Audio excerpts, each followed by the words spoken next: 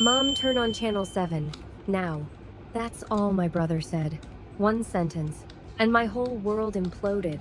I was standing in my kitchen, making coffee like it was any other Tuesday evening in suburban Ohio.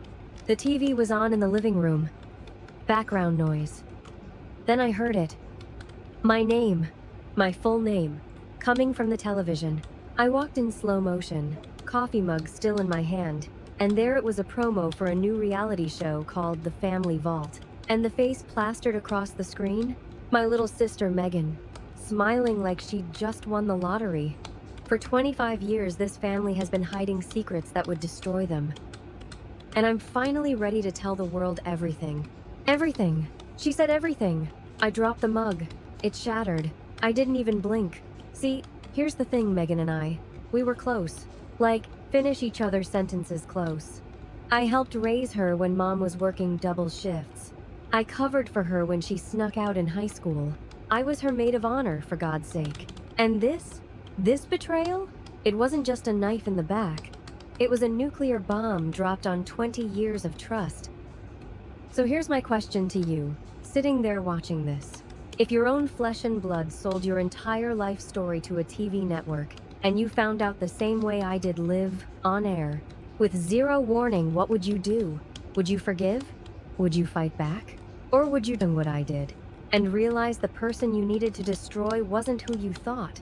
Because let me tell you something, the pain of that moment, it doesn't just hurt, it rewires you. It changes the chemistry of who you are. And yeah, before you ask, am I in the wrong for what happened next? Stick around, subscribe, drop a comment. Because of this story, it gets so much worse before it gets better. Trust me. So, let me back up. Let me paint you the picture of what my family actually was before it became entertainment for millions of strangers. I grew up in a modest 3-bedroom house in Dayton, Ohio. Mom was a nurse. Dad worked construction until his back gave out. We weren't rich, but we were tight. Family dinners every Sunday, birthday traditions, the kind of home where you knew you were loved, even when things got hard. And things did get hard. Dad's painkiller addiction, Mom's depression, the bankruptcy in 2009, the affair nobody talked about but everybody knew. We had our skeletons, yeah, but they were ours. They were private. They were sacred in their own messed up way. Megan was 5 years younger than me. I was 15 when she was 10, and I remember thinking she was the most annoying little shadow on the planet. But I also remember teaching her how to do her makeup for middle school. I remember holding her when her first boyfriend dumped her. I remember loaning her $3,000 money I didn't have when she got in over her head with credit cards after college. She cried. She promised she'd pay me back. She never did. I never asked. That should have been my first red flag, right? But love makes you blind. Love makes you stupid. Love makes you believe that blood means something it sometimes doesn't. The show was produced by some streaming network I'd never heard of. Authentic, raw, unfiltered. That was their tagline. Authentic? Nothing about putting my father's addiction on display for clickbait was authentic. Nothing about exposing my mother's mental health struggles to a comment section full of trolls was raw. But unfiltered? Yeah, that part was true. Megan didn't filter a damn thing. Episode 1 dropped on a Friday. I didn't watch it live. I couldn't. I sat in my car in the grocery store parking lot for 2 hours, paralyzed, while my phone blew up with texts from cousins I hadn't spoken to in years. Did you know about this? Is this real? How could she? I finally drove home, poured a glass of wine that turned into 3, and I pressed play. The opening shot was our childhood home. The camera panned across the living room where we'd opened Christmas presents, the kitchen where Mom taught us to bake, and then Megan, sitting on the couch where Dad used to fall asleep watching football, looking directly into the lens with these big, tear-filled eyes. "My family isn't what they seem," she said, her voice trembling with practiced precision. "Behind closed doors, there are secrets that have destroyed us, and I'm done protecting them." Protecting them? Protecting them? She talked about Dad's pills. She talked about Mom's hospitalization in 2015, the one we never told extended family about. She talked about my ex-husband, about my miscarriage, about the time I got fired from my teaching job for something I didn't even do. She had documentation. She had photos I'd never seen. She had recordings of private conversations, dinner table talks, phone calls, whispered confessions made in moments of vulnerability. And the worst part? The part that made me physically sick? She had our grandmother's journals. Grandma Ruth died when I was 12. She left behind these leather-bound notebooks that Mom kept in a safe deposit box. Family history, old wounds. Things about our grandfather that nobody wanted to remember. Megan somehow got access to them. Don't ask me how. I still don't fully know. But she read excerpts on camera. She cried fake tears over Grandma's handwriting while monetizing her pain. I had to pause the episode 3 times because I thought I was going to vomit. The comment section was already a bloodbath. Strangers diagnosing my mother with disorders she didn't have. Calling my father a deadbeat junkie. Speculating about my failed marriage and why I was obviously barren. Real people. Real words. Real cruelty aimed at people they didn't know, based on a narrative my sister controlled completely. I called Megan that night. 12 times. She didn't answer. I texted. Nothing. I drove to Mom's house and found her sitting at the kitchen table, staring at a wall, not blinking. Dad was in the garage, drinking whiskey at 10 p.m., something he hadn't done in 8 years. The show hadn't just exposed us, it had unraveled us, thread by thread, secret by secret. But here's where it gets twisted. Here's where the story stops being just about betrayal and starts being about something darker. I started digging, because I'm not the kind of person who just takes a hit and stays down. I'm a high school counselor, okay? I deal with teenagers' drama for a living. I know when someone's story doesn't add up. And Megan's? It had holes you could drive a truck through. I hired a lawyer. Expensive, but necessary. We sent a cease and desist to the network. They laughed the show was already in the can, they said. And Megan had signed releases for all family members. Releases I never signed. Releases that were, apparently, forged. My lawyer found inconsistencies in the paperwork. Megan had used an old power of attorney I'd given her when Mom had surgery in 2019. Something meant for medical decisions, not media rights. But that wasn't the plot twist. That was just the setup. The plot twist came 3 weeks later, when I got a call from a producer who'd quit the show. Anonymous. Scared. He told me something that changed everything. Your sister didn't come to us, he said. We came to her. But she wasn't the first person in your family we approached. I felt the floor drop out from under me. What do you mean? Check your uncle's bank statements, he said. And he hung up. Uncle Rob. Dad's younger brother. The one who'd been so supportive during the bankruptcy. The one who'd offered to help with the legal stuff. The one who'd been at every family gathering with his phone out, capturing memories. I didn't have access to his bank statements. But I had access to something better, my cousin, his daughter, who'd always hated her father's control over the family finances. One conversation, one moment of shared rage. And she sent me screenshots.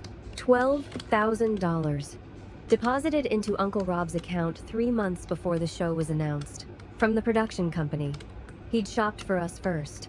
He tried to sell our story. And when the network said they wanted a younger, more relatable narrator, he pitched Megan. He recruited her. He fed her information. He helped her access Grandma's journals. He was the puppet master. And my baby sister was just the face he needed to make it palatable. I sat with that information for 3 days. I didn't sleep. I didn't eat. I just sat. And something in me shifted. The pain didn't go away, but it transformed. It crystallized into something sharp and cold and purposeful. I called my lawyer back. Then I called a journalist friend from college who now worked for a major outlet. Then I made a decision that would either save my family or finish destroying it. I wasn't going to sue the network. That would take years, and they'd bury me in legal fees. I wasn't going to confront Megan directly. She was too deep in Uncle Rob's influence, too convinced she was the victim, too addicted to the attention the show was giving her. No. I was going to beat them at their own game. I started recording everything. Every phone call with family members. Every manipulative text from Uncle Rob. Every time Megan posted something online that contradicted her poor, abused sister narrative. I documented the forged signatures. I got affidavits from the bank about the suspicious deposits. I found the actual safe deposit box records that showed Uncle Rob had accessed Grandma's journals 6 months before Megan discovered them. And then I found the smoking gun. Megan had a secret, a big one. The kind of secret that, if exposed, would destroy the authentic image she'd built. She'd been embezzling from the nonprofit where she worked. For 2 years, nearly $40,000. She'd covered it up, blamed a coworker who got fired, and used some of the money to fund her lifestyle that she showcased on social media. The one that made her seem like this successful, independent woman who'd overcome her toxic family. I didn't find this by accident. I found it because I knew my sister. I knew her patterns. I knew her greed. And I knew that someone who would sell her family's pain for fame would absolutely sell her employer's money for convenience. I didn't expose her immediately. That would have been too easy, too obvious, too much like her. No, I waited. I let the show release 3 more episodes. I let the ratings climb. I let Megan do interview after interview, building her platform, making herself indispensable to the network. I let Uncle Rob keep depositing his blood money and bragging at family functions about his consulting work. And then, the night before episode 4 aired the episode where she planned to expose Dad's relapse and Mom's new medication, I made my move. I didn't go to the press. I didn't post on social media. I sent one email to the network's CEO with attachments, 47 pages of documentation, the forged releases, the bank records, the embezzlement evidence, and a simple subject line: "Your star is a felon. Your narrative is a lie." Here's proof. I gave them 24 hours to pull the show and issue a statement acknowledging the fraudulent nature of the releases. Or I would file criminal charges against Megan for forgery and wire fraud, civil suits against the network for invasion of privacy, and send every piece of evidence to the IRS, the nonprofit's board, and every media outlet that would listen. They called me in 4 hours. The show was canceled by morning. The existing episodes were pulled from the platform by noon. Megan's social media went silent. Uncle Rob stopped answering his phone. And 3 weeks later, Megan was arrested for embezzlement, not because I reported her, but because the nonprofit's board, alerted by an anonymous tip, launched their own audit. I didn't celebrate. I didn't feel victorious. Not really. I felt hollow, like I'd won a war that never should have been fought, like I'd burned down my own house to kill the rats inside it. But here's what nobody tells you about betrayal. It doesn't just come from enemies. Sometimes it wears your sister's face. Sometimes it calls itself family. And sometimes, the only way to survive it is to become something you never wanted to be. So where does that leave me now? Where does that leave any of us? Megan served 8 months, got out early for good behavior. She moved to the West Coast, last I heard, changed her name, tries to pretend none of it happened. Uncle Rob? His wife left him. His kids don't speak to him. He works at a car dealership in Kentucky, last I checked. Karma's funny like that. It doesn't always come fast, but it comes. Mom and Dad are healing, slowly. We do Sunday dinners again, but they're quieter now. Be more careful. We all are. You don't go through something like this and come out unchanged. You just don't. As for me, I'm still a counselor. Still helping teenagers navigate their messes. Probably because I'm so good at navigating my own. I started a podcast, actually about family boundaries, about what loyalty really means, about the difference between privacy and secrecy. It's not huge, but the people who listen, they get it. They write me emails that make me cry. Because I'm not alone in this. None of us are. But here's the thing I keep coming back to. The question that wakes me up at 3 a.m. sometimes. Am I in the wrong? Did I have to destroy her to save us? Could I have found another way? I don't know. I genuinely don't. I know I protected my parents when they couldn't protect themselves. I know I stopped a machine that was chewing up real people for entertainment. But I also know that somewhere in those 47 pages of documentation, there was a little girl I used to braid hair for. A sister I used to defend on the playground. And I buried her right alongside the woman she became. The lesson? Boundaries aren't walls. They're doors.